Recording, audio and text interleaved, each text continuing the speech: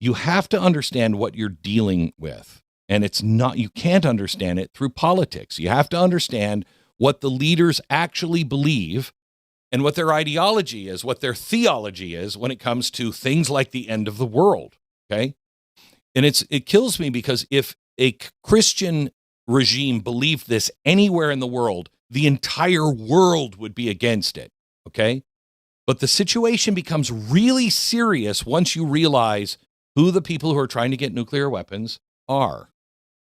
The ruling ideology in Iran is rooted on a branch. Not every Shia believes this. It's on a branch of Shia Islam called Twelver Shi'ism. Okay. The name comes from their belief in the 12th Imam. Okay. Divinely appointed leader, Imams, that succeeded Muhammad.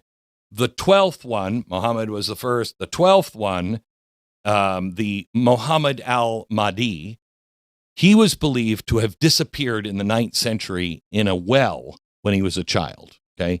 And they call it a cultation, I think, which means he just disappeared. He's hidden, he's gone, but he's hiding in this well. And according to the Twelver belief, he's going to climb out of that well and he's going to return in the end days, okay? And when he returns, he's going to establish a perfect Islamic justice that will oversee the entire world. He's going to defeat all evil. He will convert everyone to Islam, and he'll rule from Jerusalem. And the world's transformed. Now, if that sounds familiar to you as a Christian, maybe it should, okay? Because Christians also believe in the return of a messianic figure at the end of history when the world is being washed in blood. You know, it's Jesus Christ, and he returns to rule from Jerusalem and defeat evil and establish justice. You know, do all the things the 12th Imam wants to do, except it's the same story, except when you look closely, the similarities between the two become a little unsettling because the conditions that the Twelver theology says will precede the Mahdi's arrival look exactly like the conditions of the Bible before the final deception of the Antichrist. Okay, the Antichrist will be revealed, according to the Bible, and according to the Twelver tradition, the Mahdi will also be revealed because he's in hiding now. And then it's war, mass death, political collapse, beheadings, blah blah blah. Okay, I mean it's not a good story. Either side, not a good story. One has a happier ending. Well, if you're Islam and you believe that Allah is the only true God, then, you have a happy ending there because everybody is either killed or beheaded if you don't bow to the Mahdi, okay? And what makes them so dangerous is not only is their theology the exact opposite of Christian theology, is that they truly believe that they can hasten his return if they plunge the world into chaos, okay? If they can create enough turmoil, that will accelerate his return, and history has to be pushed towards that crisis. And that crisis prepares the ground for the final victory of Islam. Again, compare that to the book of Revelation. Revelation describes the time of global upheaval, wars, famine, pestilence, all of that. A world that's desperate for order. And then a powerful figure appears, promising peace and justice. But the Bible warns that is not the Messiah. He's the deceiver. You know what one of the names in the Quran of Allah is? He's described as the deceiver. It's a little disturbing, but to each his own. So it's the false savior. You see the problem? Both systems have a messianic figure. Both describe the world before the final conflict. Both describe the climactic battle between good and evil, but the identities are reversed. The hero in one story looks very much like the villain of the other story. 12er radicals await as their savior the Mahdi. Christians are warned that guy is the great deceiver, and Christians wait for Jesus. That's the one radical Islam would see as the enemy. Two end times narratives, same battlefield, opposite sides, same story. Now, let me be clear on something. Not every Shia Muslim believes in accelerating chaos. A lot of people reject that. The problem is the most powerful clerical authorities in Iran do believe it. In fact, Iran's leadership, they frame the military mission in these terms.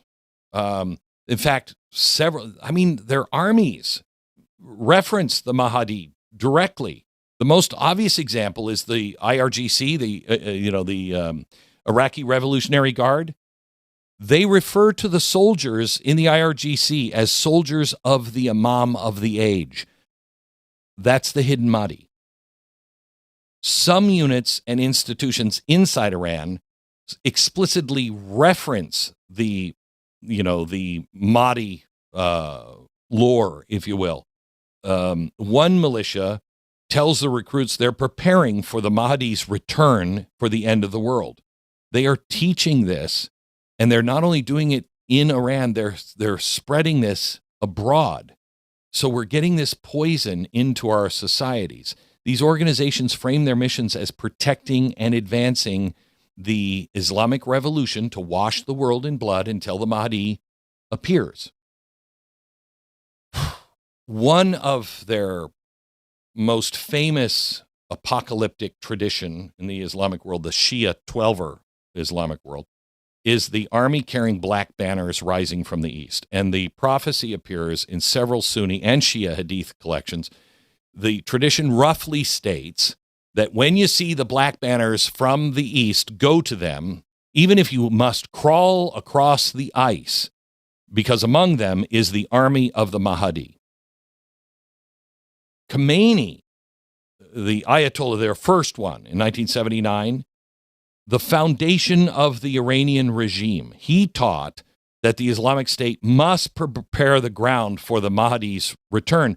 But he also thought that the diehard Twelvers were too dangerous to be a part of the revolution. The ones he said were too dangerous because they were so unpredictable and could get everybody killed, even though he agreed we have to cause the chaos to bring the Mahdi back. Those are the people that are in charge of the country right now. That's not religious speculation. This is state ideology. And these are the people that are arming the terrorist groups and sending signals to sleeper cells, possibly here in America. Why? Let me ask you this. Why would you bomb your Islamic neighbors? Everybody, all of the neighbors are like, what did we do? Why are you doing that? And what is Trump doing? Saying to each of those nations, stand down, stand down, stand down, don't get involved. But they're all ready to go in and pounce. Why? Western think tanks are saying, that's just really bad strategy. That's just stupid. Is it? Is it? Or is it part of a strategy, that the hardliners would understand? If I'm washing the world in blood, I must have the conflict in the Middle East first. So let's get everybody at war with each other. Chaos. You got to stop thinking like a Westerner. If you believe the end of history is approaching and you can help usher it in, and it begins with setting the Arab world on fire, why wouldn't you send your drones into even friendly areas? Chaos is not tragedy in that case.